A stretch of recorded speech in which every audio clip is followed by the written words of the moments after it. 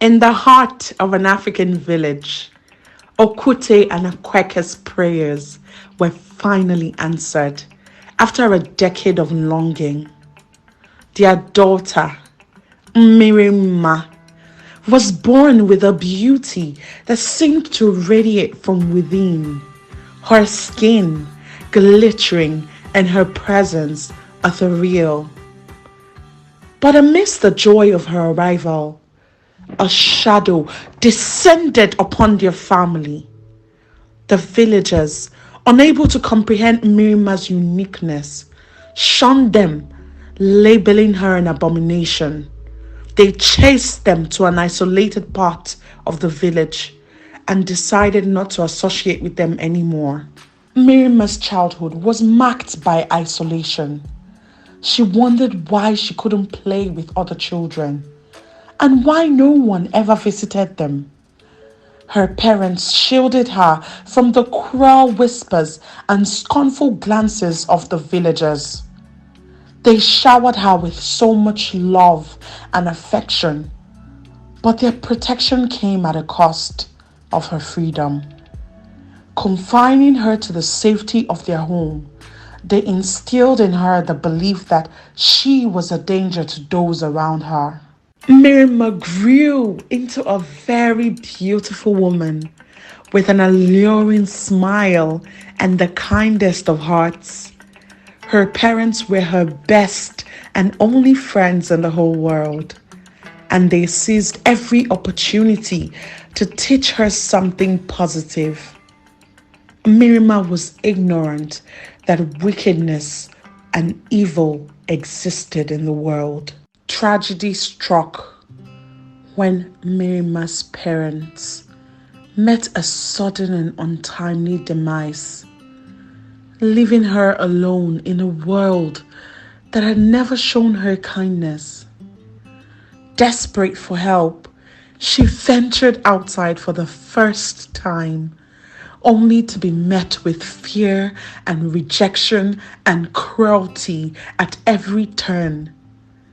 The realization of her parents' sacrifices weighed heavily upon her, and with a heavy heart and lots of sadness and anger, she set out on a journey to nowhere. She walked and walked and walked. She was losing breath and strength. She was hurting so bad.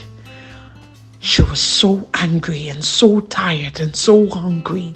Her wanderings led her to the kingdom of Udo, where Ezedike, a kind-hearted, benevolent ruler, welcomed her with open arms.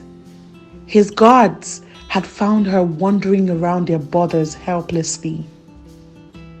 He gave her water, food, and shelter, and finally instructed his servants to dress her in ways befitting a queen.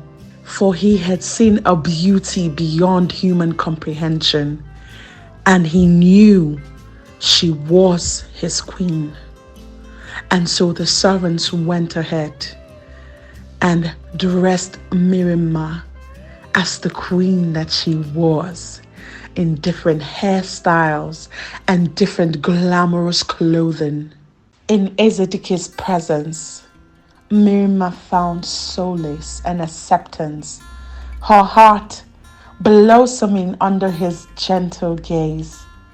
They became inseparable. Mmirimma had finally found someone who showered her with the kind of love she was familiar with, and in turn, she completely gave herself to him and the kingdom of Udo. Their love transcended boundaries, bridging the chasm between their worlds and uniting the people in a spirit of compassion and understanding.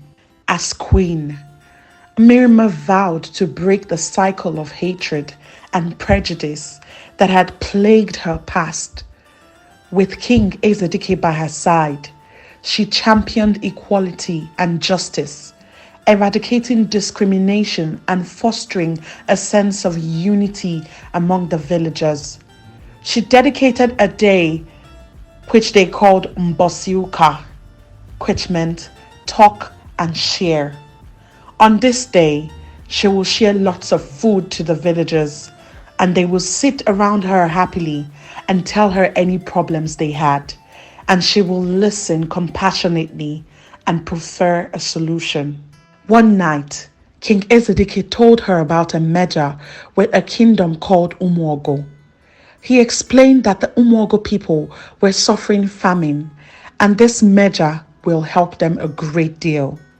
Queen Mmirimma listened silently, and when he was finished, she said to him, "My beloved, so I get to become queen and save those who threw me to the wild."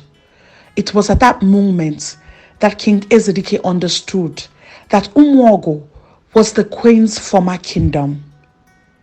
He asked what she wanted, and she responded, "I will seize the opportunity and reconcile with my place of childhood torment." Throughout the Meja, Queen Mmirimma showed a powerful display of compassion, grace, and forgiveness. She extended her hand to the chiefs of Umuogo, offering them forgiveness and reconciliation as they bowed their heads in shame.